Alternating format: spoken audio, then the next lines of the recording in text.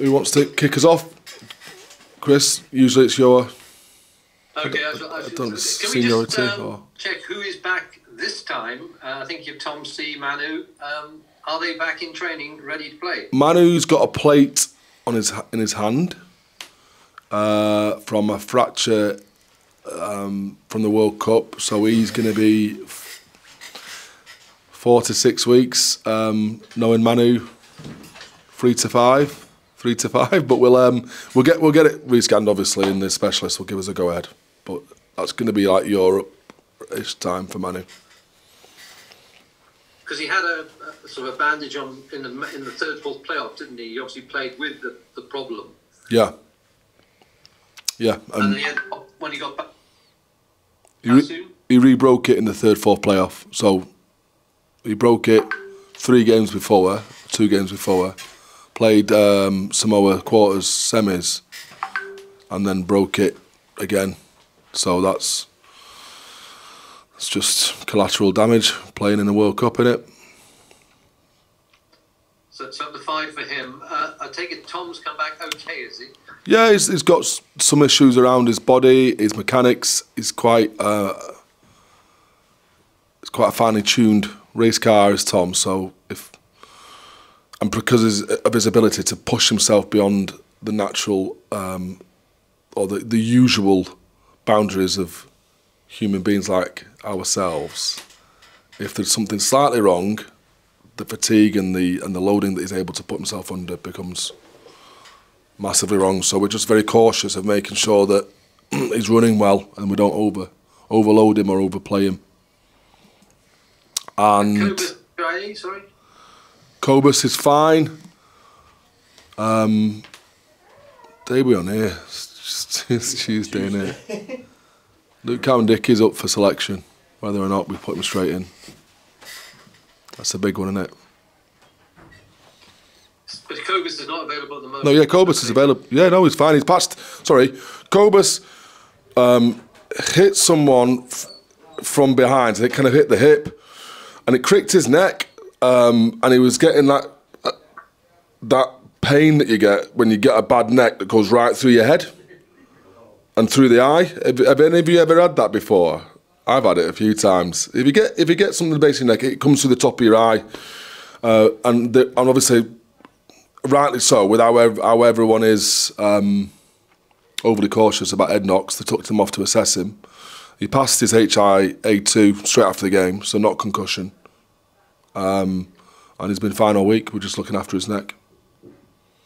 It's very nice of you to come in early with the Luke update before we actually asked you. But how frustrated has he been? Is he like a caged tiger wandering around? And would it be nice to actually get him on the bloody field? He's got a lot to live up to, if I'm honest, because he's been saying that he's going to make the difference and be the catalyst and all sorts of stuff. His boasting is only mirrored by his enthusiasm around the place. So he's like been he's been a bit of a live wire, and like I think like part of it is he sets himself these kind of challenges, so he's got to live up to them. He's been brilliant though. Like he's been great and very supportive of Gus Creevy as well.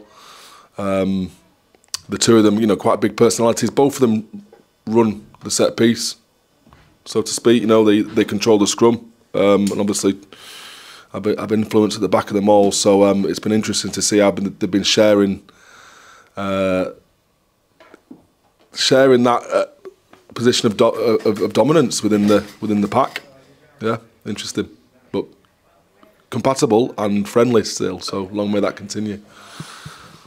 Can you just explain to us exactly what has Luke been told that is okay now that wasn't before, so that he can be absolutely throw himself into, because he will throw himself totally into this? Yeah, he has been throwing himself in, Chris, a lot. It's just we've been holding back from playing, so there's certain elements of live contact, which we don't do much in training anyway, which because of his strength markers on his right arm, neuropraxia, we didn't want him to go into a contact situation and not have the strength that he used to have, creating instability and possibly the increased likelihood of tearing a bicep. Now, there's always that possibility regardless of however strong you are, but Generally speaking, your markers have to be within 20% of your strong side. Your weak side has to be up to within 20% of it. But what we found, and I bear witness to this, my left arm is still not as strong as my right arm, and that's 25 years ago. Sometimes the nerve never properly fires back strong enough. You know, I'm pretty strong. I can deadlift and wrestle my 7-year-old kid and all that kind of stuff. But in Luke's case, it's there or thereabouts where it's starting to stagnate. You know, maybe like 25, 24%. And with that stagnation, it might take him months to get it below that 20% mark, but it's strong enough and he's fit for purpose. And the specialist has said yes. The man from Del Monte has said yes. So he's available for selection. Whether or not he's selected, I'll let you draw your own conclusions. Right, well, as I've now finished the MASH part of this, I'll let somebody else jump in for some happy news. Oh, who's got happy news? Hi Alex, I'll just go back to the MASH part if I can. just to clarify on Tom Curry, yep. Is he? Do you expect him, or can you say at the moment whether he'll be around this week or next week, or are you just going to see how it goes? We're honestly taking it day by day. Like, he's out there training and he was doing a really high intensity session now. So we're looking at his outputs, how he recovers, how he looks on the bed because his hips have been tight and the hip bone connected to the knee bone and all that. His calves are getting some stiffness. And once that starts going with Tom, he empties the well by way of his workload, and then he just has to recover, and then he empties the well again, and you don't really get any kind of ability to sustain performance or improve performance. He's not even getting stronger in the gym. It's just all about recovery for him, and we don't want that for Tom. We want to freshen him up and get the best out of him. Like Tom Curry, 80% is brilliant. 100% is probably one of the world's best in it, let's face it. So we want him back to 100%. Can you just clarify what's the situation with George Ford? Can he play right through now, or are you obliged to rest him for a week at some point in the next few weeks? No, I'm not contractually obliged to rest him. None of them, in fact, unless they played 80% of those games. But what they want is what I want, and I want them to be in here because they really want to be in here. So mentally, I want them to be in the right place, and I want them to be fresh for the Six Nations, because that's what they want. You know what I mean? I don't want to burn them out with this 14-game run that we've got, and then they go into camp just knackered. And I spoke to Steve Borthwick, actually, this morning about that. Steve's been in. So with each one of them, we're going to allocate some time off between now and the Six Nations, and that will depend strategically down to our rotation, what's best for the club, but also what's best for them in terms of their fatigue and the family. So Addie, George's wife, is pregnant and going to have a kid in March. They own a restaurant. This is just some of the complications, so she's busy from end of November through to kind of end of December. So it's sometime in and around that, we'll pick out a day and a week where he can have a rest, and he's going to go home and speak to his wife tonight. Tom, if he needs a week off next week because of his mechanics, that'll be his time off. Manu's got some time off because he's recuperating from his hand. So you can see a lot of these things play out on a case-by-case basis. Is it 80% of match minutes or 80% of matches that they're involved in? I have to have a look again on that, but something to do with 80% rule. Something like that. Yeah. Right, thank you, Tamal. Yeah, no worries. Hey, just one more Manu, mate. Can you say what he broke in his hand? Yeah, a metatarsal. Is that the right one? You have metatarsals and metatarsals. Or do you have them in both? You have one of them's a metacarpal and one of them's a metatarsal. Tarsal's your foot. Tarsal's your foot, I've been told here, in my ear. Carpal. Carpal is your hand, so a metacarpal. Okay. One of them. Okay. Yeah, there. I know you said that lateral damage, but is there any frustration that he suffered this injury and then did it again in third, fourth playoff when really it's a slightly meaningless game? Depends who you are, doesn't it? Like, meaningless to who? Like, it's certainly not meaningless to the boys or to Borths. Stephen, got to call him Stephen now. Frustrating for me, yeah, of course it is. Like, but you know, he's in a World Cup. It's his last World Cup. You know, and if you ask Manu again, he would have wanted to play. Like, his wife gave birth on Friday to another little boy, and she was like demanding that he comes home, and he wouldn't come home for it because she could have popped any time. and he wasn't coming home for his child's birth. He was staying out there for the 3rd and 4th, so it shows where Manu's head was at.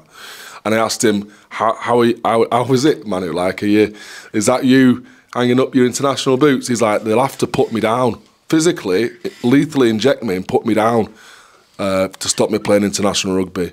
He is loving it at the moment, so that's where his head's at. So that's where I'm at. Frustrated, yeah, but supporting him.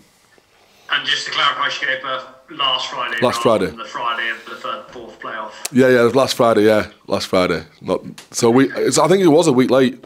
No name yet because he's trying to figure out a Samoan name that a teacher can pronounce in England. It's the truth. and maybe a sort of broader question around the England boys and with the way the league is structured, how different or more difficult a challenge is it as a director of rugby to manage players through the season when there are fewer rest periods like you would get with like the LV Cup or the Premiership Cup, like you had in previous seasons? You always have to take time off. You're always obligated to give them rest periods within the season, regardless. I think last season was unique because the unfortunate circumstances are, two of the clubs in season, which opened up those rest weeks. So it was an easy thing, but in the past it's always been a challenge. It's part of it. There's no more or less.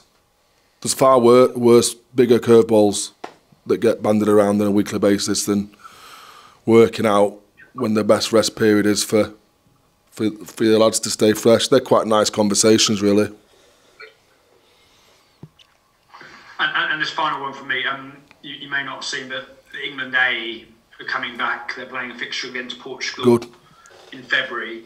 Are there any guys maybe who haven't yet broken through into sort of becoming fully established internationals from your squad who you would like to see and should have been a chance in that game? Yeah, loads. And we talked about a lot today with Stephen as he brings this new cycle through. Loads.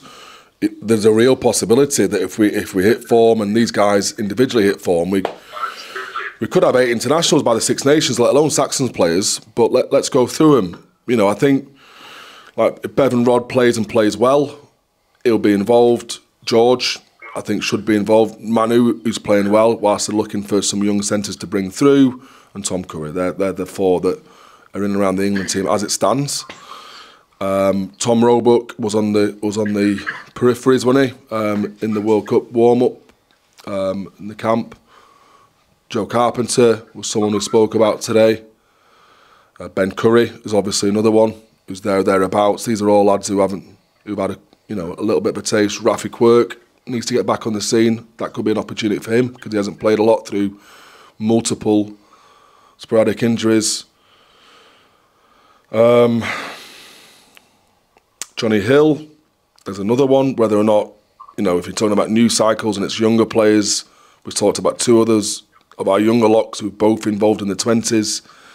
Alex Groves and Ben Bamba, who did really well in the Prem Cup games. So, yeah, a plethora of lads who have the potential. James Harper is another one. And look, if Luke plays well, he'll be back in the scene. So I've mentioned about 12 there, haven't I? I think all in. There's loads. Probably the younger crop from those lads I've mentioned will get a look in. Right. Thanks, Susanna. Thanks, Dan. Can I just ask one question on the back of Scully's talking about England A? Does it feel like there's good alignment now between the RFU and the clubs? Obviously, the new agreements, going to be announced soon, I believe. Does it feel like you're all sort of working together now? It's early days, really early days. But Stephen came up today, and usually they have a couple of work on points, what you want to keep hold of, what they want to work on, no more than 2 or 3, and they get sent out to the players, and then you have a meeting a month or 2 later, or a phone call, but usually a meeting a month or 2 later with the head coach, and you discuss them, and it's the horse is bolted, isn't it? By that point, like they already know what England want you to work on, and you've got to try and incorporate that as part of their individual development plan, IDP, that every club has. on a shift of focus, he came up today to discuss them first, which I think is great. And he talked about changing focus from having a policy of having a January camp, 2-day camp, which disrupts prep for whatever week that they take him out of. And for us, it'll be the Bristol week and the start of the new year. And then but rather than that, coming up for a couple of afternoons and meeting with them, having more time with them in an afternoon, so they can still train in the morning, doesn't disrupt their week, and they get more one-on-one time.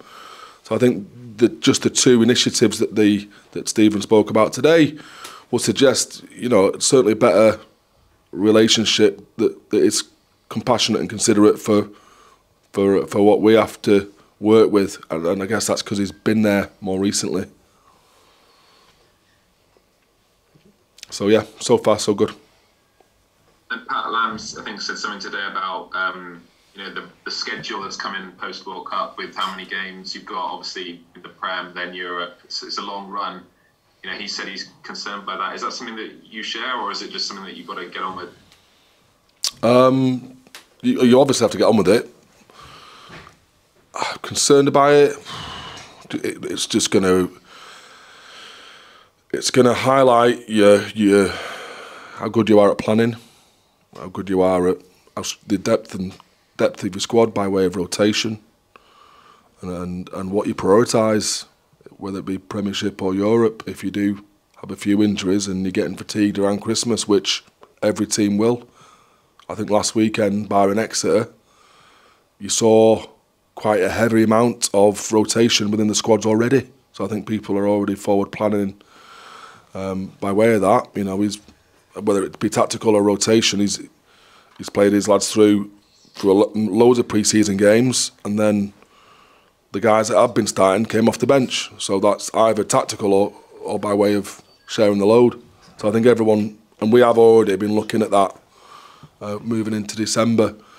If you're able to manage the game minutes, particularly in the forwards, then you will have to rotate less. So I think it's generally about game minutes over the 16-week block that it was from the start of the season. Great, thank you. Cheers, Al. You right, Alex? Yeah. Hiya, Brendan, you all right? I'm grand. How are you feeling after Friday and the weekend? Yeah, firstly, happy that we got a really good reaction, and then conscious of the fact that we can't just rely on reactions to get us good performances. It's got to be more internally driven, and maybe as coaches we have to be consistently more intentional with our language and our intensity, actually, because that flows from us to them onto the pitch on Saturday. Yeah, no, you mentioned that obviously post game with us as well, so you did. And just kind of moving forward now for this week, and we're talking about Bristol. What can you expect, kind of challenge-wise, from them? Well, I mean, the stats are the stats. You've seen them.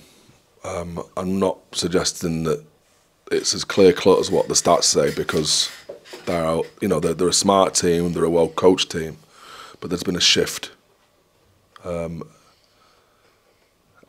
like a huge shift from kicking the least to kicking the most, from kicking the least metres to kicking the most metres. And reaping the territorial rewards and the energy that you're able to use up when you're not attacking as much as they did and have in the past. The set piece has improved, and they've got the best red zone defence. I think that's how you call it. We have different names for it, but red zone defence. So they're good defensively, they've got a good set piece, and they kick the leather off the ball. That makes a hard team to beat. Leicester showed that 2 years ago. There are ways around it, or through it, or over it, but you've got to negate it, because they've done it consistently well, and they haven't lost a game by a lot of points. That shows you how difficult they are to beat at the moment and how dangerous they can be. We have some insight, don't we, into the Bristol camp of yesteryear with Sam Bedlow being with us. And one of the things they have talked consistently about us is if they match us physically, they're better rugby players than us. So there's a gauntlet laid there, isn't there? We don't want to disappoint them physically. Yeah. and that's one of our major strengths.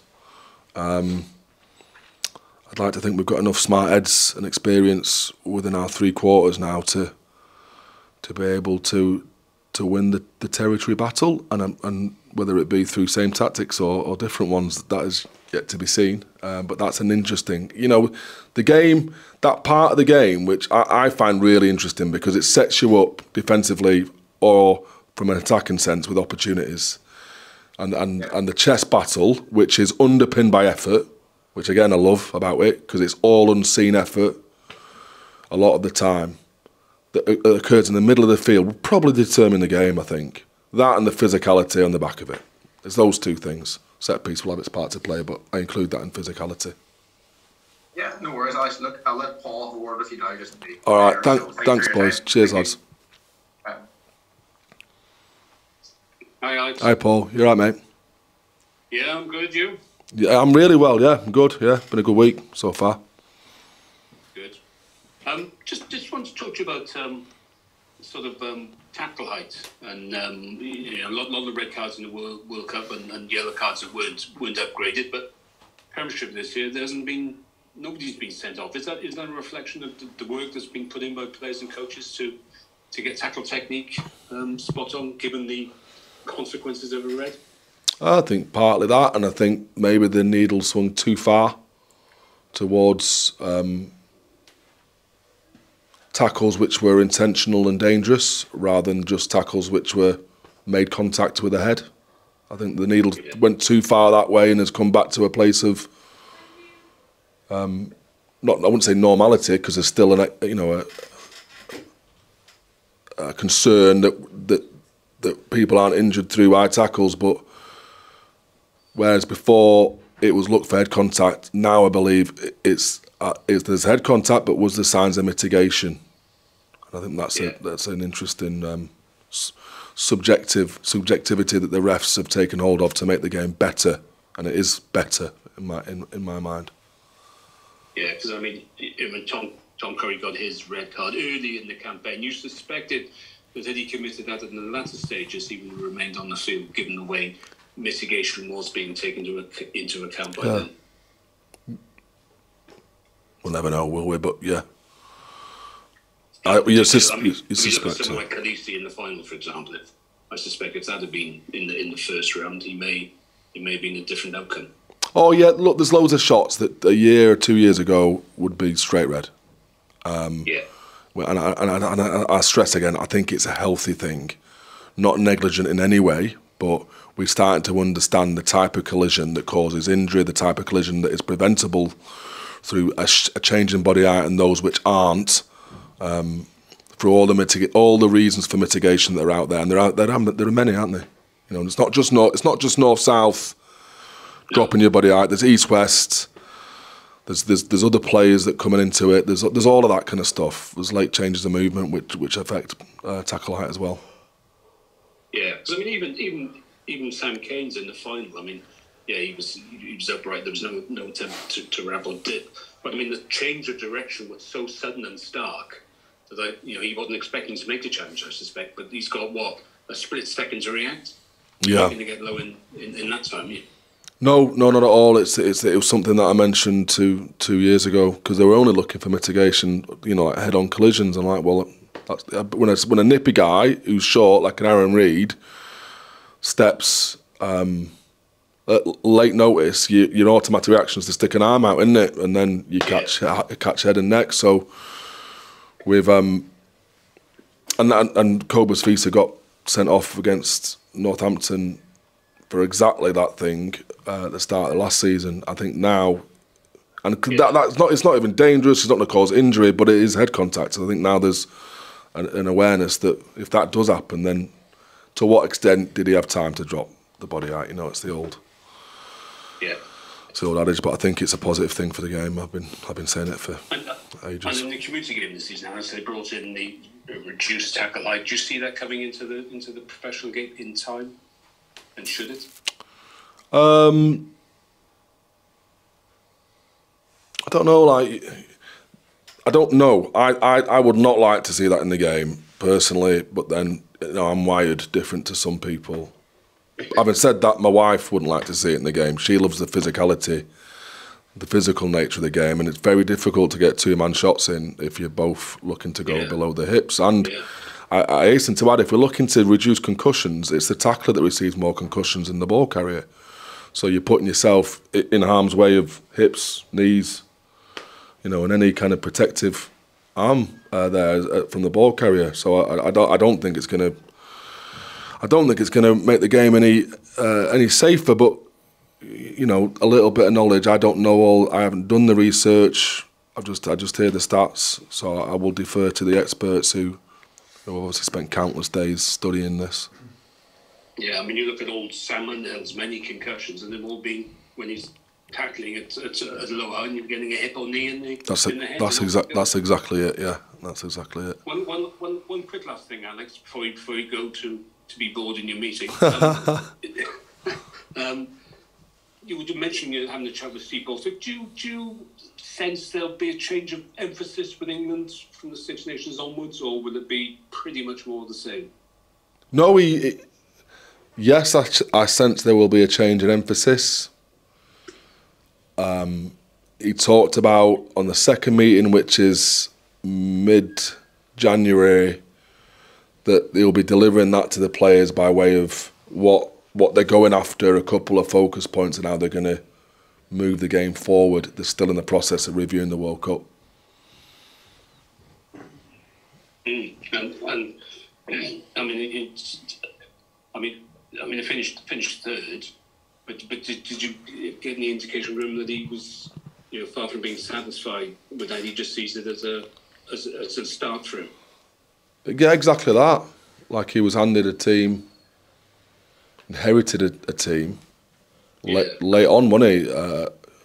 You know, we all know that he did an amazing job in being able to be as competitive as he was to get himself. Like who predicted that? Like they should have beaten South Africa. Like no, I don't think anyone would have thought that at the start of the World Cup, that they should have beaten them in a semi-final, and yet there they were. So that's some good coaching. That for what it matters.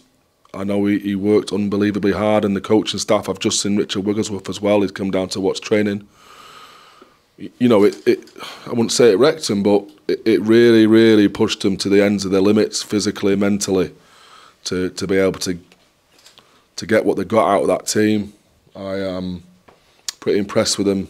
You know, but it's worth like proud of them. Like they're both people I've known since I was a kid, and I think they did a great job. I know they want to grow the game. I know they want to grow the game. He mentioned they've won 2 games in the Six Nations the last 2 years, so he's realistic about that's where they've been at, and so that's why he's changing his actual policy in terms of their preparation leading up to it. I think it's pretty brave that. He's like, something has to change for us to change our performance in the Six Nations. Brilliant. Thank you very much, Alex.